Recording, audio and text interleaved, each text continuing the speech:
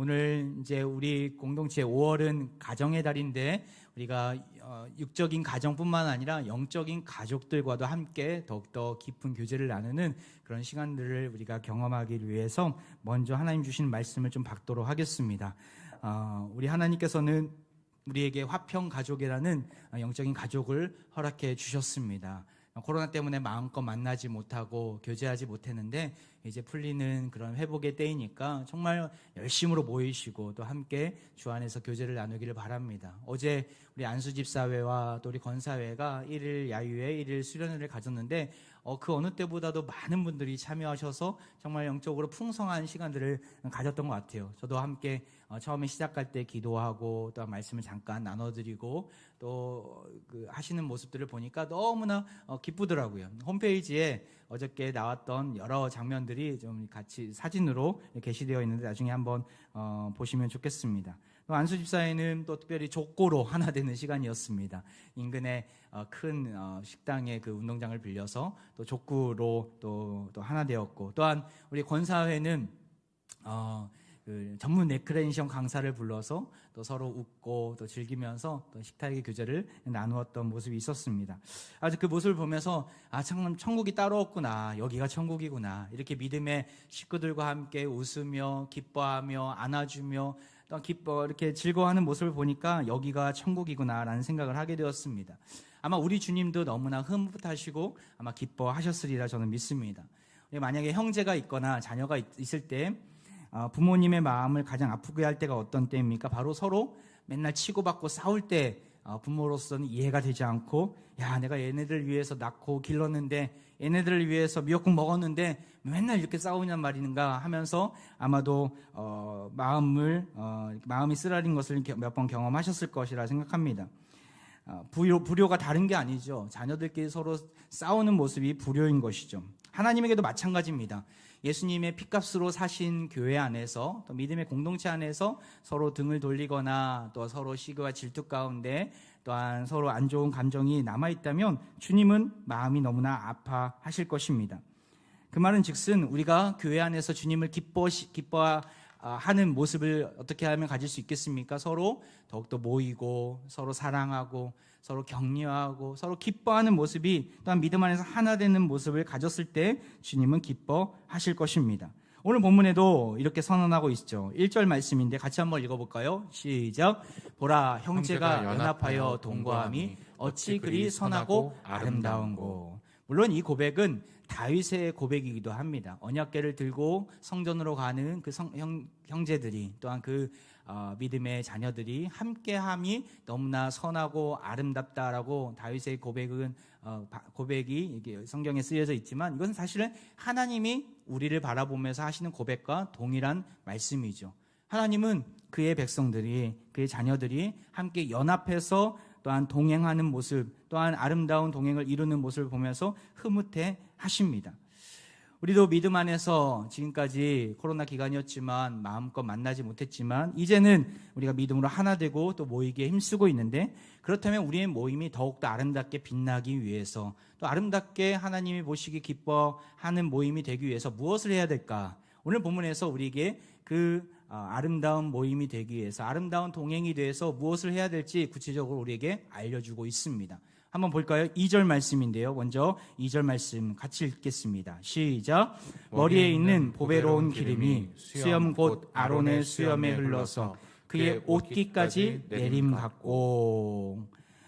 하나님의 공동체, 하나된 공동체가 더욱더 빛나기 위해서는 무엇을 해야 되는가? 2절 말씀의 근거로 보았을 때 거룩함을 추구할 때 아름다워지고 선해질 수 있다는 것이죠. 교회 공동체는 거룩함을 추구할 때 더욱 빛이 납니다. 한번 볼까요? 2절 말씀 다시 보면 무엇이 흘러내리고 있습니까? 머리에 있는 보배로운 기름이 흘러내리고 있습니다. 이 기름은 무엇입니까? 바로 향유입니다. 제사장 임직식 때 붓는, 안수받을 때 붓는 기름이 바로 이 향유였습니다. 동시에 성소를 구분할 때, 성물을 구별할 때 이 향유를 쓰이기도 했다고 합니다. 이 기름은 아론과 관련되어 있음을 보게 됩니다. 2절 중간에 보면 곧 아론의 수염에 흘러서 그 옷깃까지 내림 같고. 아론과 제사장 직분은 무엇을 상징하고 있습니까? 출애굽기 29장 9절을 한번 볼까요? 아론과 그의 아들들에게 띠를 띄우며 관을 씌워 그들에게 제사장의 직분을 맡겨 영원한 규례가 되게 하라. 너는 이같이 아론과 그의 아들들에게 위임하여 거룩하게 할지니라. 제사장 직분은 거룩한 직분이었어요. 하나님은 모세에게 명하셔서 아론과 그의 자녀들을 제사장 직분을 맡기시며 그들을 거룩하게 할 것을 모세에게 주문하고 계십니다. 그러면 이 향유가 옷깃까지 흘러내린다는 것은 무슨 의미입니까? 바로 그 아론의 거룩한 향유가 아론의 수염에서 시작돼서 그의 옷깃까지 흘러내리는 것처럼 공동체 안에서 이런 거룩함이 날마다 차고 넘쳐야 한다는 것이죠. 거룩함이 차고 넘쳐야 한다는 것이죠. 여러분, 교회는 거룩한 공동체이어야 합니다. 믿으십니까? 교회는 거룩함을 유지할 수 있어야 합니다. 거룩함과 순결할 때 더욱 빛이 납니다. 왜 그렇습니까? 하나님께서 자기 피로 사신 교회이기 때문에, 바로 예수 그리스도의 거룩한 보혈로 사신 공동체가 바로 이 교회입니다. 그렇기 때문에 세상의 가치관들, 세상의 기준들이 교회 안에 들어와서는 안 됩니다. 영광스러운 교회는 더욱더 선하고 하나님 말씀이 차고 넘침으로 인하여서 거룩해질 수 있어야 합니다. 교회는 회사와 다릅니다. 교회는 이익 집단이 아니에요. 어떤 사람들은 교회 안에서 어떤 사업을 하려고 교회 안에 들어오는 분들도 있고, 또 어떤 분들은 교회가 수익을 내어야 된다고 생각하는 분들이 있습니다. 교회를 통해 수익을 얻고자 한다면 그것은 잘못된 것이죠. 교회를 통해 수익을 낼 수 없고 또 내서도 안 됩니다. 하나님이 공급해 주시는 대로 주시면 하고 안 주시면 안 하면 됩니다. 아니면 기다리면 돼요. 때가 됐을 때까지. 조급함을 가지고 교회의 수익성을 바라보면서 또한 여러 그런 물질적인 부분들에 있어서 제대로 떳떳하지 못하게 가지고 있다면 그것은 잘못된 모습이죠. 나아가 교회를 보면서 세상적인 논리와 가치관을 가지고 교회를 판단하거나 또한 교회를 그 가치를 생각해서는 안 됩니다. 교회를 보면서 몇 명 모이냐, 또는 예산이 얼마냐, 이런 것들이 교회를 판단하는 기준이 되어서는 안 됩니다. 작은 교회는 작은 교회대로, 큰 교회는 큰 교회대로 하나님이 주신 비전과 사명이 있습니다. 작은 교회가 큰 교회를 보면서 부러워할 필요도 없고, 큰 교회가 작은 교회를 보면서 우월하다고 생각하고 교만한 눈으로 바라보아서는 안 되는 것이죠. 교회 사역을 하다 보면 저도 그렇고 참 이런 함정에 빠질 때가 많이 있어요. 우리는 세상적인 기준에 너무나 익숙해져 있기 때문에 교회를 보면서도 그렇게 똑같이 판단할 때가 있습니다. 마치 교회를 기업으로, 어떤 담임 목사나 어떤 지도자를 마치 사장이나 회장으로 그렇게 생각하는 것이죠. 정말 조심해야 합니다. 그런 관점으로 보다 보면 교회를 사유하고 어떤 개인의 그러한 소유쯤으로 생각하게 됩니다. 하나님의 뜻을 이루는 곳이 아니라 개인의 영달을 위해서, 또한 개인의 명예를 위해서 나아가는 도구로 생각해 버리기 때문에 그러하죠. 엘리 제사장의 두 아들들이 그러했습니다. 하나님 맡기신 그 제사장의 직분을 자신의 마음대로, 자신의 멋대로 행했던 모습이 왜 그렇습니까? 바로 교회를 자신의 것으로 생각했기 때문에 그러한 겁니다. 사울이 왜 하나님으로부터 버림당했습니까? 하나님이 세워주신 거룩한 그 제사장 나라 이스라엘을 자신의 그 욕망을 위해서 이루는 도구로 생각했기 때문에 하나님으로부터 버림당한 것이죠. 교회는 회사나 기업이 아닙니다. 이익을 추구하는 집단이 되어서는 안 됩니다. 만약 그러했다면 하나님은 자기 피로 사신 교회를 세우지 않으셨을 것입니다. 세상적인 기준으로 교회를 바라보는 것을 우린 철저히 배격할 수 있어야 합니다. 물질주의, 혼합주의, 여러 세상의 가치관으로부터 우리는 교회의 거룩성을 지킬 수 있어야 합니다.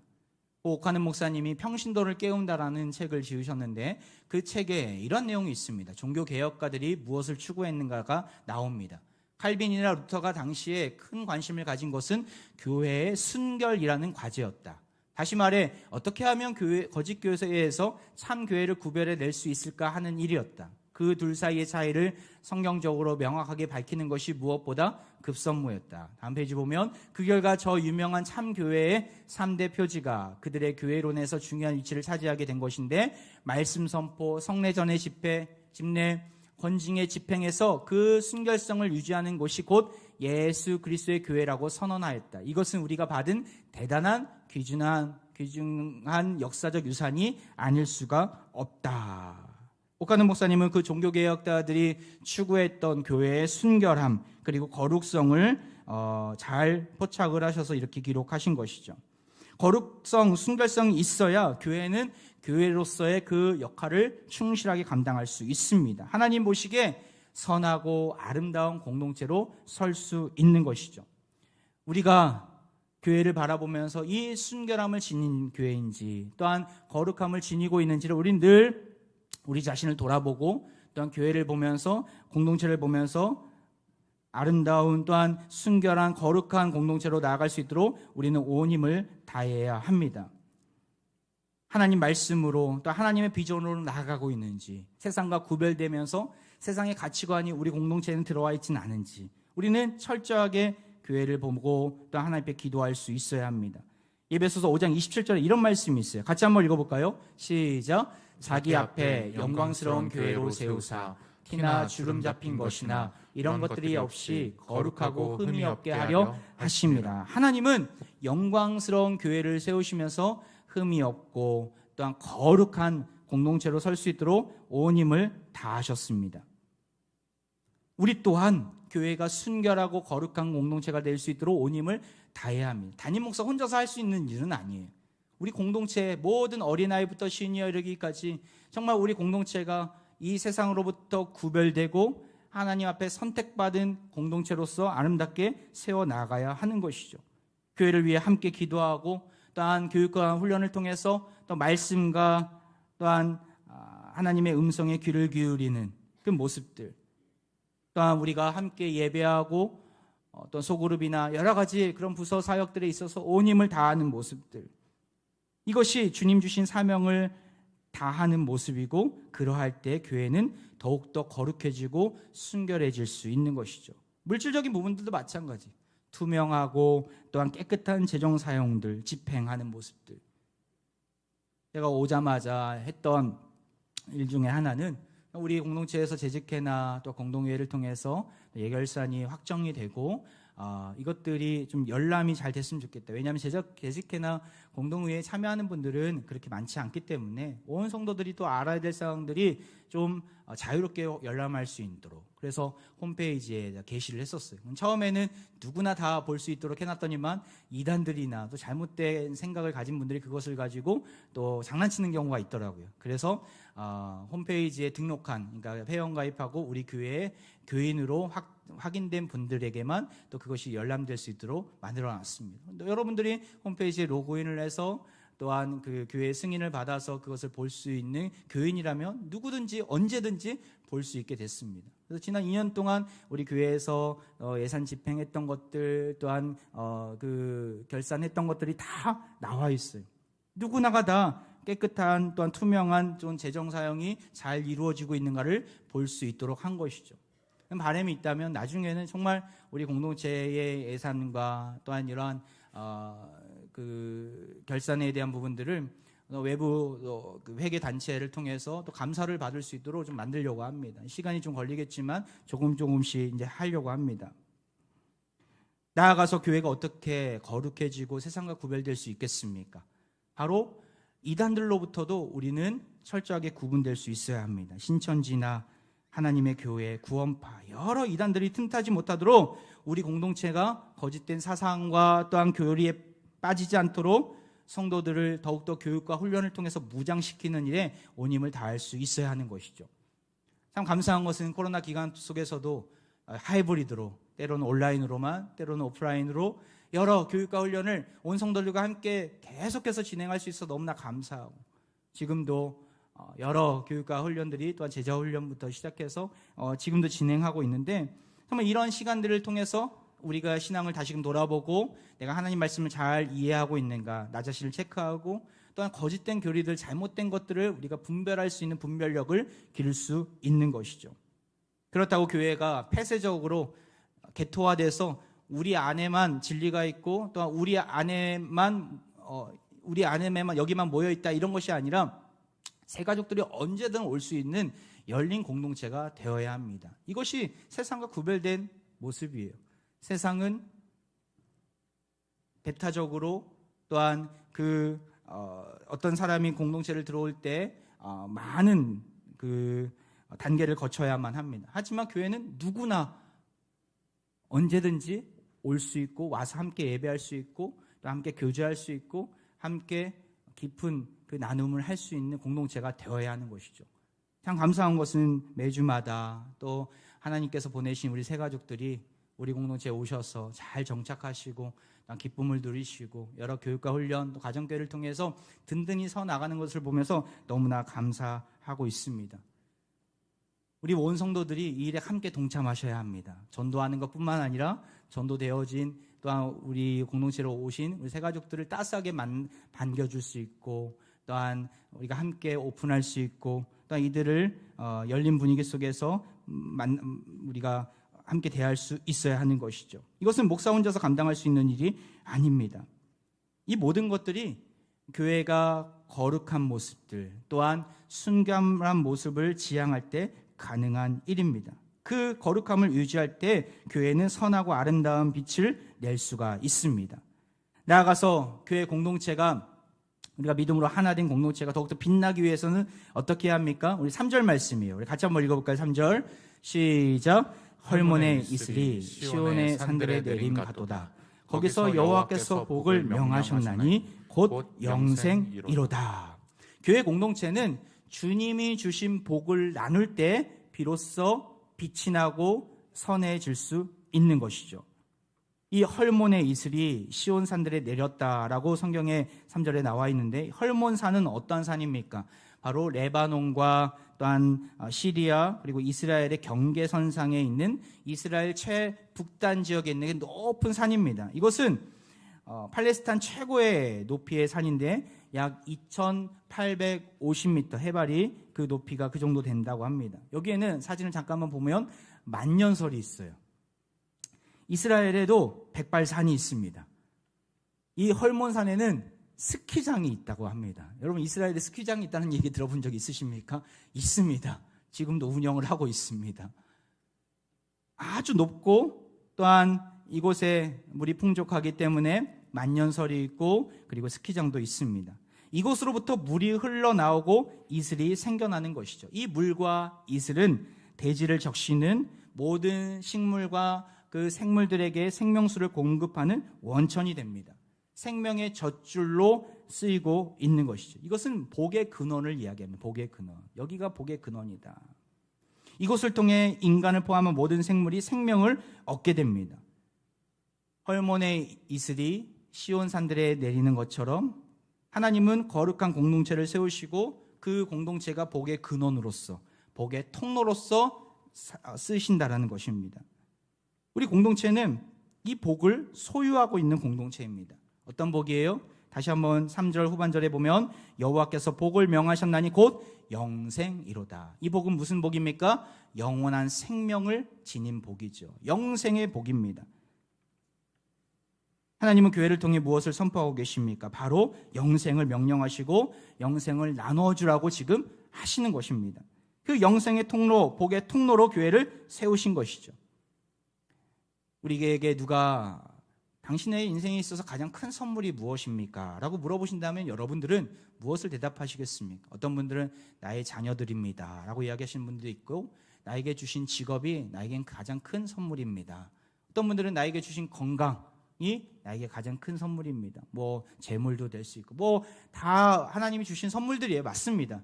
하지만 가장 큰 선물이라 우리가 뽑는다면 무엇을 뽑아야 됩니까? 바로 교회를 뽑을 수 있어야 합니다. 왜냐하면 교회 안에 어떤 복이 있기 때문에요?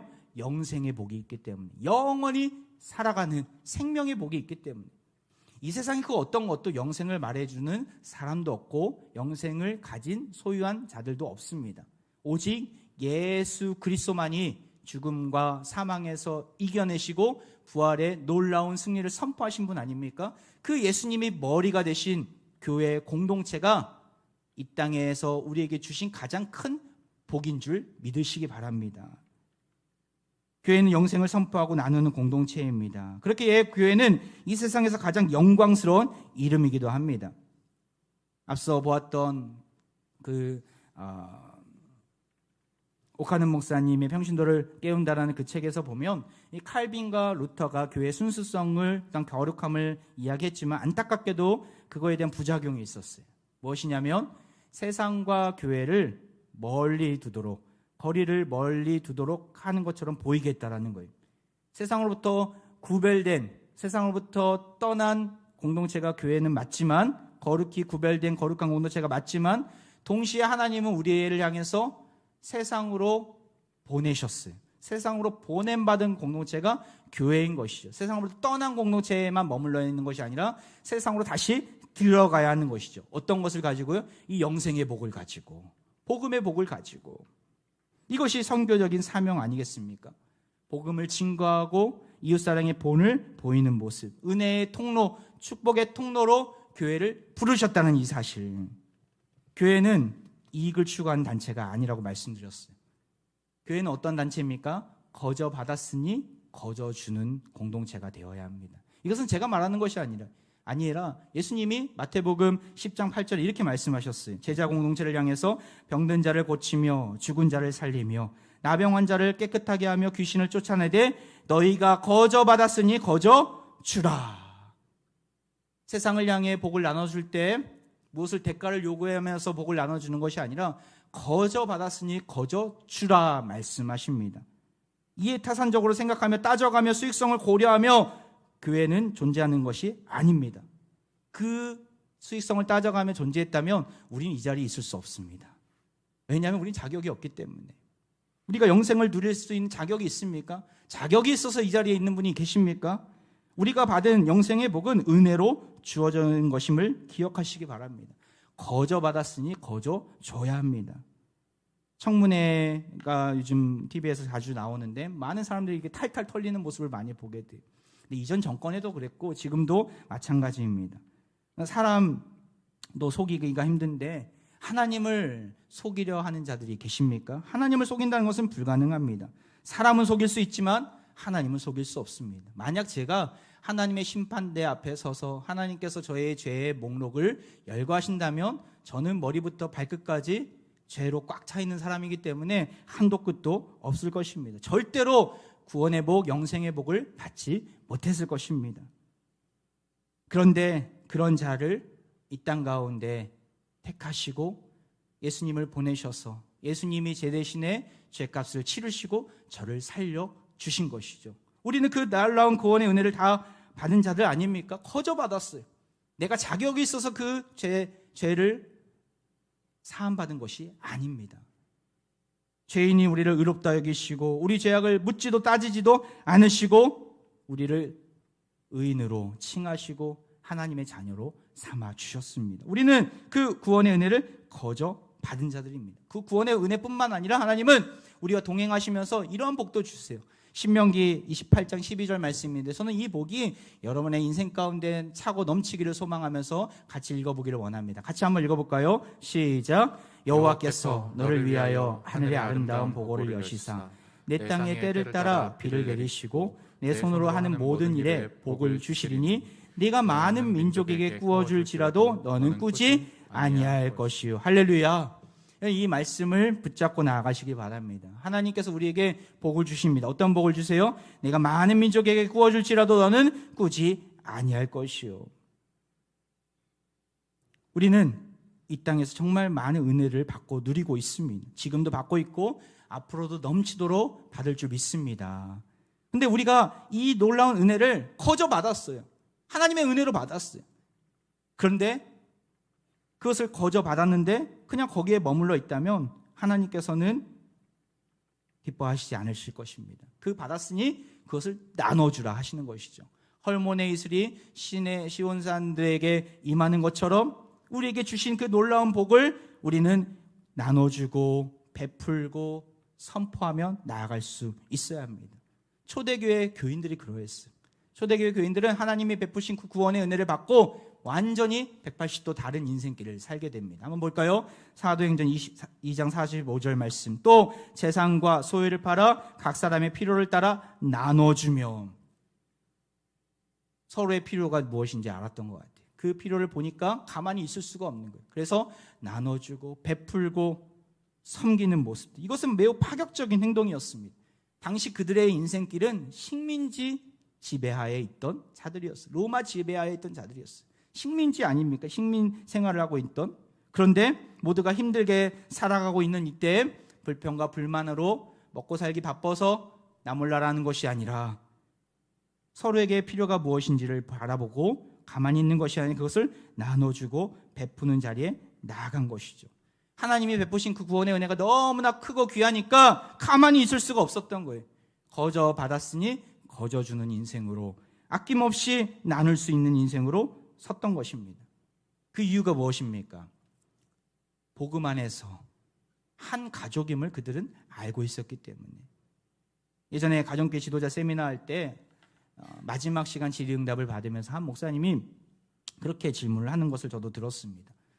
가장 총무님들이 앞에 다 앉아 계시고 그분들이 이런 질문을 하는 거예요. 아니, 가정교회를 하면 먹을 것을 많이 준비해야 되고 재정적인 부담도 정말 클 텐데 교회에서 어떻게 지원을 좀 받고 있습니까? 이런 질문을 하는 거예요. 가정교회 할 때 음식값을 지원받고 있느냐, 이런 얘기를 하는 거죠.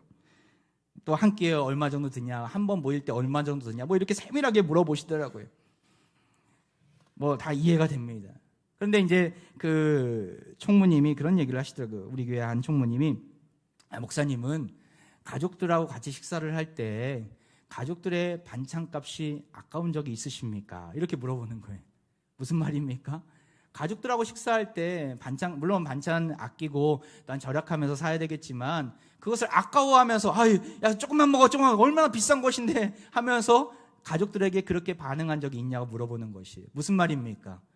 가족들하고 식사할 때는 편안하게 네게 내 거고 내게 너 거고 서로 그것들의 구분 없이 나눈다라는 것이죠. 육체적인 가족뿐만 아니라 교회 안에서도 마찬가지라는 겁니다. 영적인 가족. 하나님께서 우리에게 영가족들을 많이 허락해 주셨는데 이들과 나눌 때 아까워하는 것이 아니라 많이 먹으면 또한 많이 대접한다면 그것이 오히려 기쁨이 되고 즐거움이 된다라는 것입니다. 우리가 한 가족이고 한 몸임을 안다면 전혀 아깝지 않습니다. 초대교회도 그런 마음으로 서로를 섬기게 된 것입니다. 이것은 세상 논리와 다릅니다. 세상은 철저하게 이익 중심입니다. 내가 줬으면 받아야 합니다. 이 타산적으로 생각을 해요. 교회는 그래서는 안 됩니다. 나누고 돌아온 게 없을지라도 감사할 수 있어야 합니다. 왜요? 하나님께서 나를 축복의 통로로 사용해 주셨구나. 내가 이 큰 놀라운 구원의 복을 누리고 있는 자로서 나에게 이렇게 축복의 통로로 사용해 주신 게 얼마나 감사한 일인지. 초대교회가 그러했어요. 그러니까 어떤 일이 벌어진지 아십니까? 초대교회의 부흥의 초석이 나눔에서 찾을 수 있는데 사도행전 2장 47절 같이 한번 읽어보겠습니다. 시작. 하나님을 찬미하며 또 온 백성에게 칭송을 받으니 주께서 구원받은 사람을 날마다 더하게 하시니라. 교회가 나눠주는 일을 사명으로 여기고 열심으로 행하니까 하나님을 칭송하게 되고 찬미하게 되고 백성들로부터 칭송을 받게 되고 그 구원의 역사가 덤으로 하나님이 허락해 주신 것이죠. 어제 새가족 신방을 했는데 수년 동안 가정교회만 나오시고 등록을 안 하시고 예배 자리도 전혀 안 나오셨던 한 형제님을 신방을 했습니다. 지난달에 등록을 하시고 그때부터 빠짐없이 새가족 교육 그리고 예배에 참여를 하신 귀한 형제님이셨는데 아마도 오늘도 교육을 받으시는 것 같아요. 근데 얼마나 감사한 일인지.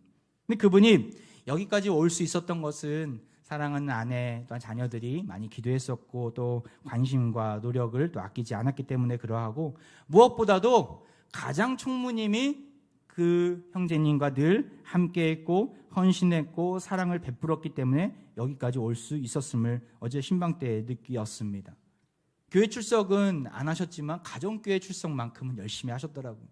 본인 집에서 또 열릴 때는 항상 출석을 하셨고 어떠한 특별한 일이 있을 때에도 가장 총무님이 또 초대를 하든 또 초대를 받든 함께 또 식탁의 교제를 정말 무수히 많이 가지셨더라고요.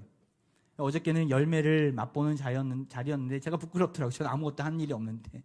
근데 우리 가장 총무님이 온 힘을 다해서 그들을 섬기고 눈물로 또 기도하시고 인내로 기다리시니까 하나님께서 이런 놀라운 구원의 은혜를 이 가정 가운데 허락해 주셨구나라는 생각을 하게 되었습니다. 이것도 나눔이지 않습니까? 시간을 나누고 물질을 나누고 사랑을 나누는 모습들. 오늘 우리 화평 공동체의 강점이고 저력입니다. 가정교회뿐만 아니라 부서 안에서도 찬양대, 찬양팀, 여러분이 속한 공동체 안에서도 이런 일들이 차고 넘치기를 원합니다. 우리 가운데 연약한 지체들이 있습니까? 낙심하고 낙오되어서 쩔쩔매며 힘들어하는 지체들이 있습니까? 그들에게 다가가셔서 그리스도의 사랑을 나누시고 그들을 이끌어내시기를 바랍니다. 나아가서 이 나눔은 우리 안에서만 이루어지는 것이 아니어야 합니다. 헐몬의 이슬이 믿는 자들에게만 내리는 이슬이 아니었어요. 믿지 않는 자들에게도 동일하게 여전히 내리고 있는 이슬 아닙니까? 우리는 우리에게 주신 영생의 복을 열방 가운데 나눠줘야 합니다. 우리가 주님을 알지 못한다고 배격하고 당신은 우리와 달라라고 하면서 선을 긋는 인생이 아니라 그들에게 더욱더 적극적으로 다가가며 그리스도의 참된 그 복음의 빛을 비춰줘야 하는 것이죠. 2층에 가시면 우리 교회에서 협력하는 많은 선교사님들 사진이 전시되어 있습니다. 선교주의를 맞이하면서 다음 주까지 전시할 예정인데 여러분 그 아름다운 사역의 모습을 좀 보셨으면 좋겠어요. 그리고 우리가 그들을 위해서 어떻게 기도해야 될지 어떻게 도와야 될지를 좀 깨닫는 시간 갖기를 원합니다. 나아가서 다음 주 선교주의를 맞이하면서 우리 코로나19로 고생하시는 선교사님들 뿐만 아니라 우크라이나 전쟁으로 인해 부모를 잃은 우리 전쟁 고아들을 또 후원하기를 원합니다. 거저 받았으니 거저 나눠주시길 바랍니다. GMS 또 우리 총회세계선교회와 또 초록우산 우리 어린이재단과 함께 이 일들을 감당해 나갈 것입니다. 그래서 온 성도가 동참하셔서 정말 선교직 가운데 또한 우크라이나 땅 가운데 영생의 복이 임하는 것을 우리가 경험하고 하나님을 찬양하게 되기를 소망합니다. 말씀을 마무리합니다. 예수님은 교회를 위해서 자기 피로 값주고 사셨습니다. 영광스러운 교회, 아주 고귀한 교회, 우리 인생의 최대의 선물이 교회입니다. 우리는 이 교회 안에서 더욱더 아름다운 동행을 이루어야 하는데 우리에게 맡겨주신 사명이 있습니다. 첫 번째는 뭐예요? 거룩함을 추구해야 합니다. 거룩한 공동체가 될 수 있도록 우리는 온 힘을 다해 애써야 합니다. 나아가 주님 주신 복을, 영생의 복을, 물질의 복을, 여러 우리가 가진 달란트를 나누면서 세상을 향해 나아가야 할 때 우리는 비로소 믿음으로 하나 된 공동체가 빛나는 것을 보게 될 것입니다. 헐몬의 이슬이 온 대지를 적시듯 영생의 복을 나누고 증거하며 축복의 통로로 쓰임받아서 하나님 앞에 잘할도다 충성된 종과 인정받으시는 사랑하는 모든 화평의 가족들 되기를 주의 이름으로 축원드립니다. 이 시간 우리 함께 찬양하며 나아가는데요, 여기에 모인 우리 주의 사랑받는 자녀들이라 고백하면서 이 시간 같이 찬양하겠습니다. 여기에 모인 우리, 여기에 모인 우리, 주의 은총 받은 자여라. 주께서 이 자리에 함께 계심을 아노라. 언제나 주님만을, 언제나 주님만을 찬양하며 따라가리니. 시험을 당할 때도 함께 계심을. 2절입니다. 주님의 뜻하신 일, 주님이 뜻하신 일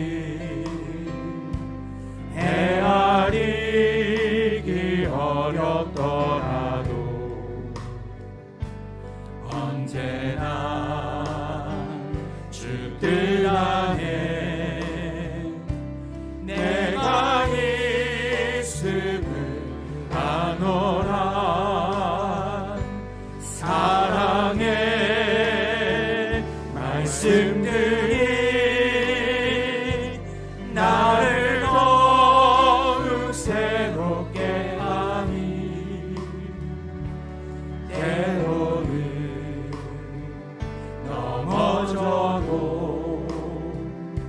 채울 승리를 믿노라.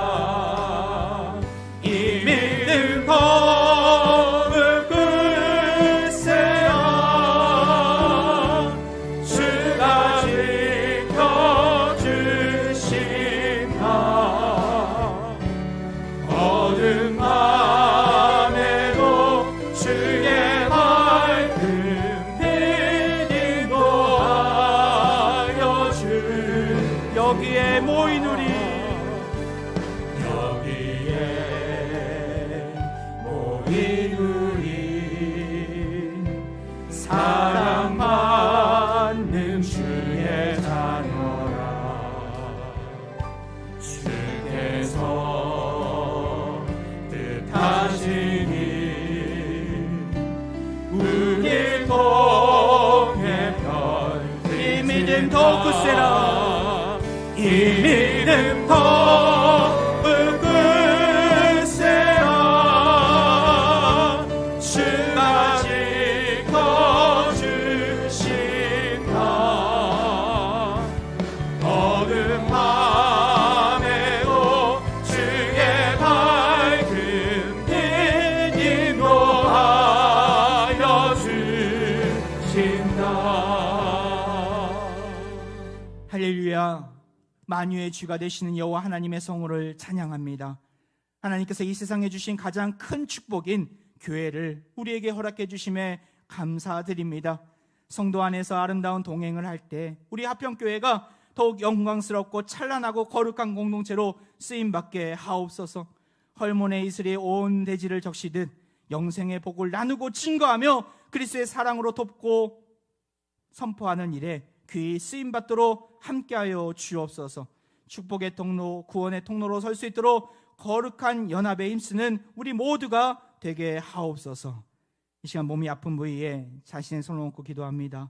만군의 여호와의 이름으로 간절히 이 시간 전심을 다해 기도합니다. 죽은 자를 일으키시고 병든 자를 회복시켜 주시는 주의 권능을 신뢰하오니 이 시간 각종 질병 가운데 주의 역사를 보여 주옵소서. 내 이름으로 무엇이든지 내게 구하면 내가 행하리라 약속하셨사오니 주 예수 그리스도의 이름으로 기도하오니 우리를 낫게 하여 주옵소서. 속히 회복되어 화평의 모든 환우들이 하나님의 영광을 찬양하게 하시고 저들의 아픔과 고통의 신음이 주의 역사를 노래하는 간증이 되게 하옵소서. 온 교회의 머리가 되시는 예수 그리스도의 이름으로 기도하옵나이다. 아멘.